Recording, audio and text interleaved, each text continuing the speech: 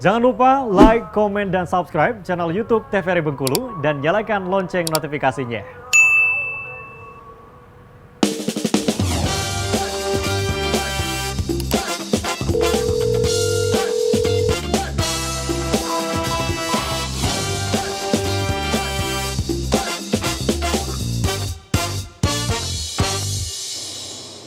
Ya pemirsa, kembali lagi di Dokter Kita Bersama Kita Sehat. Tentunya kita tadi sudah menanyakan bersama Dokter Wenti mengenai benjolan itu sendiri. Apakah memang ada nih benjolan lain yang ada di payudara atau memang tidak ada nih dokter? Jadi kalau memang ada benjolan itu termasuk dalam tumor itu tadi? Iya, jadi pada umumnya memang tidak akan ditemukan benjolan ya, karena cuman adanya kelenjar saja dan kelenjar itu bentuknya menyatu ya, tidak akan terpisah. Nah, benjolan itu munculnya terpisahnya dari kelenjar, bisa kayak bulatan kelereng atau kerikil, nah bisa yang keras ataupun bisa masih bergerak. Jadi kalau kita putar dia ikut bergerak. Nah, kalau ada juga yang menetap. Nah, itu ketika terjadinya benjolan, teraba benjolan, maka apa yang harus dilakukan? Periksakan ke vaskes terdekat, ke dokter terdekat untuk dilakukan sadanis. Nah, tahapannya dari setelah tes sadanis akan dilakukan pemeriksaan lanjutan nantinya untuk menentukan apakah ini tipenya jinak ataupun ganas. Baik dokter, boleh dilanjutkan lagi? Jadi manfaat pemeriksaan sadari itu apa?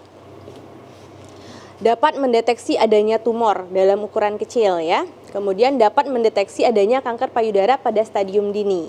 Jadi pada stadium awal tadi ya, kayak dibilang Dr. Else, mungkin pada stadium 1 atau 2 kemudian ya. Dapat menurunkan angka kematian wanita akibat kanker payudara. Kenapa? Karena balik lagi, sudah dijelaskan di awal tadi bahwa semakin dini, semakin cepat ketahuan, semakin awal pengobatan, maka prognosanya akan semakin baik. Atau angka kesembuhannya akan semakin bagus ya. Dapat menemukan kelainan pada payudara dan dapat mencegah kanker payudara. Nah, kapan harus dilakukan sadari? Jadi sejak usia 20 tahun atau sejak menstruasi. Itu sudah harus dilakukan sebenarnya setiap bulan. Setiap bulannya pada hari apa? Apakah setiap hari? Jadi yang benar adalah pada hari ke-7 sampai 10 setelah hari pertama menstruasi, ya. Kemudian untuk yang sudah menopause setiap bulan pada tanggal yang sama. Nah, kelainan apa yang harus diwaspadai tadi ya? Jadi ketika kita melakukan sadari tadi, apa nih yang harus kita nilai? Apa yang harus kita cari? Jadi yang pertama, kita sebagai perempuan harus tahu nih, ini normalnya seperti ini loh. Ketika kita tahu normalnya payudaranya seperti apa, maka kita tahu apabila terjadi kelainan.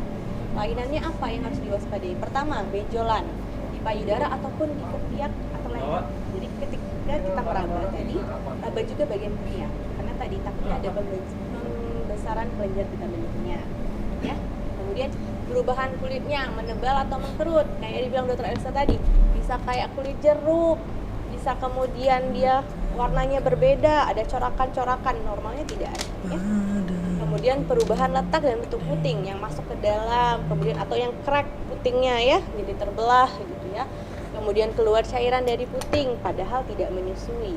Keluar cairan bisa susu, bisa nanah, bisa darah ya. Kemudian nyeri pada payudara, luka di sekitar puting yang tidak sembuh-sembuh ya. Jadi Baik dokter, mungkin dari Dokter Elsa sendiri nih, mungkin di lingkungan kita sendiri nih, itu biasanya nih, apalagi mungkin di Bengkulu itu banyak nggak sih mungkin dari masyarakat yang langsung gitu datang kayak menanyakan mengenai benjolan itu? Iya, ada, masih ada kok pasien-pasien yang sangat aware ya. Biasanya sih mamanya yang ngantar adik-adik ini, yang perempuan-perempuan ini nganterin anaknya, dok ini kata anak saya ada benjolan, dia sih bilangnya nggak nyeri tapi tolong diperiksa, masih ada. Tapi masih ada juga yang udah datang, dianya tahu kalau misalnya setahun yang lalu udah ada benjolan, tetapi misalnya masih menggunakan pengobatan alternatif setahun kemudian, masih mencoba ini itu, menganggap ini bukan suatu masalah yang penting, besar. Jadi waktu datang sudah stadium lanjut ada juga. Ada, berarti masih banyak juga masyarakat yang aware gitu mengenai penyakit ini. Karena mungkin ada beberapa masyarakat juga yang kayak masih menyampingkan gitu ya gejala-gejala yang sudah dijelaskan oleh Dokter Wenti. Nah jadi ini ada luka sekitar puting juga nih ya dokter ya? Oke, jadi sebenarnya kenapa angka kanker payudara itu masih nomor 1, masih juara tadi? Karena kurangnya aware-nya tadi. Jadi kayak dibilang Dr. Esa ya, mungkin 2005 dia pernah meraba itu ada benjolannya. Kemudian benjolan biasa nih katanya gitu kan, dibiarkan saja gitu kan. Kemudian ternyata terjadi perubahan pada tubuhnya, massa lemaknya menambah. Jadi ketika dia raba lagi tidak teraba sama tangannya, padahal benjolannya masih ada. Nah, akhirnya si benjolan ini tidak diperiksakan, kita nggak tahu nih ganas atau jinak. 10 tahun kemudian ternyata itu tumornya ganas, terjadilah kanker payudara. Dia sudah besar bentuknya, bahkan bisa pecah, itu yang menyebabkan luka borok di sekitarnya. Nah, itu karena tadi tidak aware tadi, makanya masih tinggi ini karena tidak mau diperiksa. Ataupun ketika sudah merasakan pengennya ke herbal-herbal atau ke alternatif karena takut dilakukan operasi. Padahal untuk kanker payudara ini, untuk stadium awal memang pilihan utamanya adalah dilakukan operasi. Tapi tidak semua operasi itu harus mengangkat semua payudaranya ya. Jadi semakin cepat dideteksi, semakin kita tahu stadium awalnya, maka untuk operasinya pun sangat banyak variannya. Benar. Sangat banyak pilihannya. Tapi kalau sudah stadium lanjut, nah itulah yang berbahaya. Dioperasi saja bahkan tidak bisa. Harus dilakukan dulu kemoterapi, baru bisa diangkat. Ya. Jadi sudah tidak ada banyak pilihan lagi ketika sudah stadium lanjut. Dan angka kesembuhannya pun sudah sangat turun di bawah 50% ya. 1 jam gitu durasinya. Nah, screening kanker payudara yang dilakukan oleh petugas tadi kan ada namanya Sadanis ya. Screening oleh klinisi yang terlatih ya. Pada perempuan sejak pertama haid itu dilakukan Sadari. Pada perempuan yang lebih tua Sadanis setiap 3 tahun sekali ya. Kemudian bila ada kelainan pada Sadari harus dilakukan Sadanis untuk konfirmasi dari tenaga medis tadi ya. Maka dapat dilakukan pemeriksaan lanjutan nantinya. Kemudian untuk perempuan lebih dari 40 tahun Sadanis setiap tahun. Komunitas film. Kenapa? Kamera film. Harus Sadanis dan mamografi biasanya usia lebih dari 40 tahun. Kenapa tidak ketika usia 20-an tahun? Jadi mamografi itu nanti ada gambarnya sih sebenarnya. Nah, ini ya. Mamografi itu Kamera analog tuh kalau untuk perempuan di atas 40 tahun itu bentuk payudara konsistensinya masih sangat padat. Jadi untuk dilakukan mamografi dia agak dijepit ya. Itu agak susah. Nah, kalau pada perempuan di bawah 40 tahun konsistensi payudara sudah mulai mengendor.